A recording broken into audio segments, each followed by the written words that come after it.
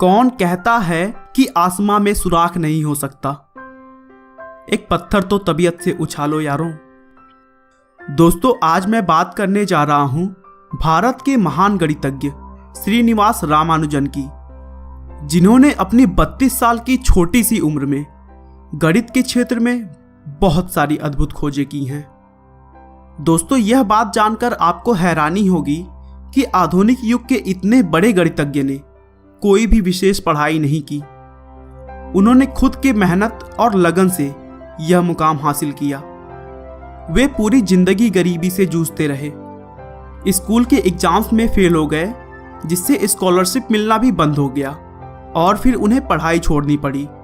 पूरा जीवन उनके स्वास्थ्य ने भी उनका साथ नहीं दिया।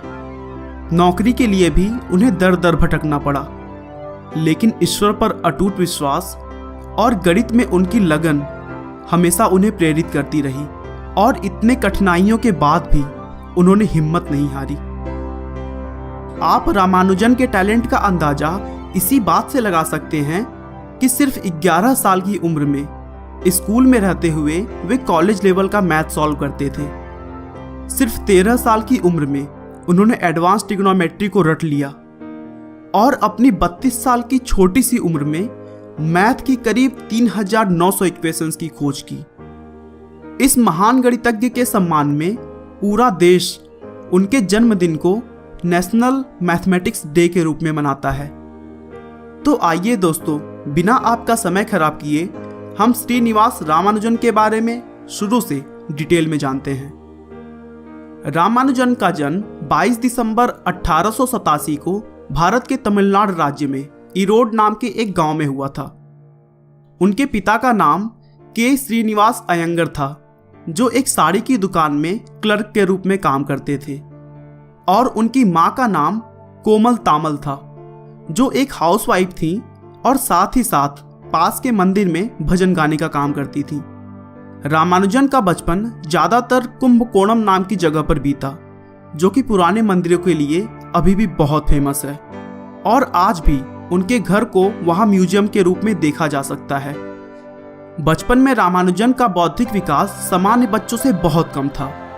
जहां बच्चे 1 या फिर 1.5 साल में बोलने लगते हैं, वहीं रामानुजन ने 3 सालों तक कुछ नहीं बोला था और इसी वजह से उनके घर वालों को चिंता होने लगी थी कि कहीं वो गूंगे तो नहीं। रामानुजन की मां ने 1891 और 1894 में 2 और बच्चों को जन्म दिया, लेकिन दुर्भाग्य से दोनों की बचपन में ही मृत्यु हो गई। 1 अक्टूबर 1892 को रामानुजन का एडमिशन एक लोकल के स्कूल में करवाया गया।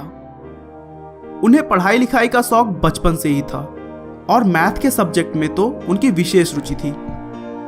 रामानुजन ने 10 साल की उम्र में प्राइमरी की परीक्षा दी और पूरे जिले में सबसे ज्यादा नंबर लाने वाले छात्र बने, और उसके बाद आगे की पढ़ाई के लिए उन्होंने टाउन हायर सेकेंडरी स्कूल में एडमिशन ले लिया। शुरू से रामानुजन के दिमाग में हमेशा अजीबोगरीब क्वेश्चंस आते रहते थे, जैसे संसार में पहला पुरुष कौन था, पृथ्वी और बादल के बीच की दूरी कितनी होती है, और भी इसी तरह के बहुत सारे। उनके प्रश्न उनके टीचर्स को कभी कभी बहुत अटपटे लगते थे और वे उनसे झल्ला उठते थे, लेकिन रामानुजन का स्वभाव इतना प्यारा था कि कोई भी उनसे ज़्यादा देर तक नाराज नहीं हो सकता था। बहुत जल्द स्कूल में उनका टैलेंट सबको दिखाई देने लगा, और जैसा कि मैंने पहले ही बताया कि मैथ के सब्जेक्ट में उनकी रुचि इसी बात से पता चलती है कि वह स्कूल में होने के बावजूद कॉलेज के क्वेश्चंस को सॉल्व करते थे। एक बार तो रामानुजन के स्कूल के प्रिंसिपल ने यह भी कहा कि स्कूल में होने वाली परीक्षाओं का लेवल रामानुजन के लिए लागू नहीं होता है, क्योंकि वह चुटकी में उन प्रश्नों को सॉल्व कर देते थे। हाई स्कूल की परीक्षा में अच्छे नंबर लाने की वजह से रामानुजन को सुब्रमण्यम स्कॉलरशिप मिली, जिससे उनकी आगे की पढ़ाई आसान हो गई। लेकिन आगे चलकर उनके सामने एक बहुत बड़ी परेशानी आई। रामानुजन मैथ को इतना ज़्यादा समय देने लगे कि वे दूसरे सब्जेक्ट्स पर ध्यान नहीं देते थे।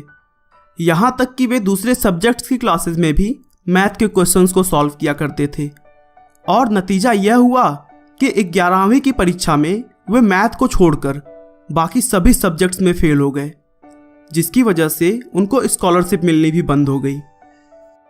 एक तो घर की आर्थिक स्थिति खराब और ऊपर से अब स्कॉलरशिप भी मिलनी बंद हो गई थी। रामानुजन के लिए यह एक बहुत कठिन समय था। उसके बाद घर की आर्थिक स्थिति को सुधारने के लिए उन्होंने मैथ की ट्यूशन लेनी शुरू कर दी। कुछ समय बाद 1907 में रामानुजन ने 12th क्लास की एग्ज़ाम दी और उसमें भी फेल हो गए, जिसके बाद उन्होंने स्कूल जाना छोड़ दिया।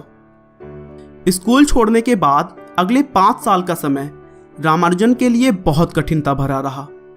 उनके पास ना कोई नौकरी थी और ना ही किसी के साथ काम करके अपने रिसर्च को इम्प्रूव करने का मौका।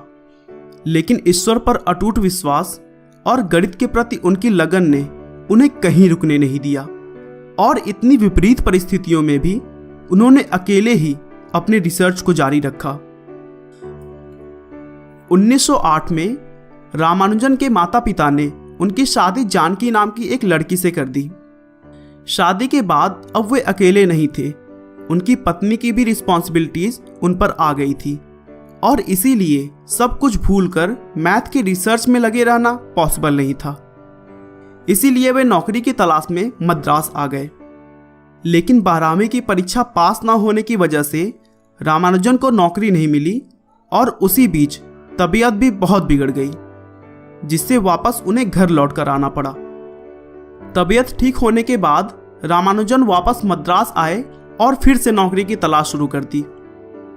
किसी के कहने पर वे वहां के deputy collector Shri V Ramaswamy Iyer से मिले। अय्यर गणित के बहुत बड़े विद्वान थे और आखिरकार उन्होंने रामानुजन की प्रतिभा को पहचाना और जिला अधिकारी श्री रामचंद्र राव से कहकर उन्हें 25 रुपए हर महीने की स्कॉलरशिप दिलवाई। इस स्कॉलरशिप की मदद से रामानुजन ने मद्रास में 1 साल रहते हुए अपना पहला रिसर्च पब्लिश किया, जिसका टाइटल था प्रॉपर्टीज ऑफ बर्नौली नंबर्स। अपना पहला रिसर्च पब्लिश करने के बाद उन्होंने मद्रास पोर्ट ट्रस्ट में क्लर्क की नौकरी कर ली और सौभाग्य से इस नौकरी में काम का बोझ कुछ ज़्यादा नहीं था और यहाँ उन्हें अपने गणित के लिए भी समय मिल जाता था। रामानुजन रात भर जाग जाग कर नए नए गणित के फार्मूला लिखा करते थे और फिर थोड़ी देर आराम करने के बाद ऑफिस निकल जाया करते थे। अब रामानुजन का रिसर्च एक ऐसे लेवल पर आ गया था कि बिना किसी अन्य गणितज्ञ की सहायता से काम को आगे नहीं बढ़ाया जा सकता था। इसी समय रामानुजन ने अपने थ्योरी के कुछ फार्मूलास को एक प्रोफेसर को दिखाया और उनसे सहायता मांगी, तो उनका ध्यान लंदन के प्रोफेसर हार्डी की तरफ गया। प्रोफेसर हार्डी उस समय विश्व के प्रसिद्ध गणितज्ञों में से एक थे। वे रामानुजन के साथ काम करने के लिए भी तैयार हो गए और फिर आर्थिक सहायता करते हुए उन्हें इंग्लैंड बुला लिया।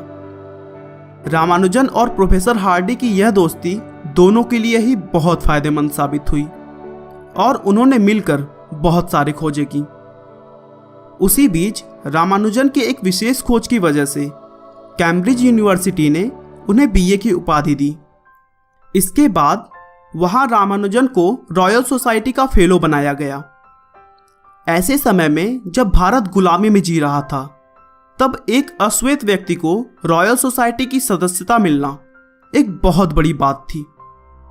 कुछ समय के बाद इंग्लैंड में भी रामानुजन की तबीयत बहुत खराब हो गई और जांच कराने के बाद डॉक्टरों ने बताया कि उन्हें टीबी हो गया है।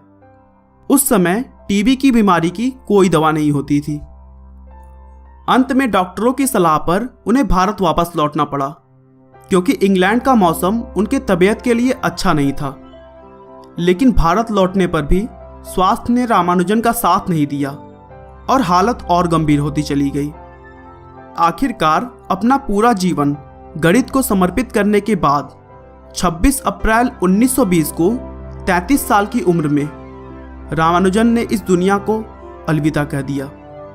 दोस्तों, एक बात जान लीजिए, जीवन लंबा हो या छोटा, अगर आपको अपने आप पर विश्वास है, अपने कार्यों के प्रति लगन है, तो सफलता जरूर मिलेगी। मुश्किलों से भाग जाना आसान होता है। हर पहलू जिंदगी का इम्तिहान होता है। डरने वालों को कुछ भी नहीं मिलता जिंदगी में, लड़ने वालों के कदमों में जहान होता है। आपका बहुमूल्य समय देने के लिए बहुत बहुत धन्यवाद। इस वीडियो को लाइक करके आप हमारा मनोबल बढ़ा सकते हैं। दोस्तों, अगर आप हमारे वीडियो को मिस नहीं करना चाहते तो कृपया चैनल को सब्सक्राइब कर लें। आपको यह कहानी कैसी लगी हमें कमेंट करके जरूर बताएं। धन्यवाद।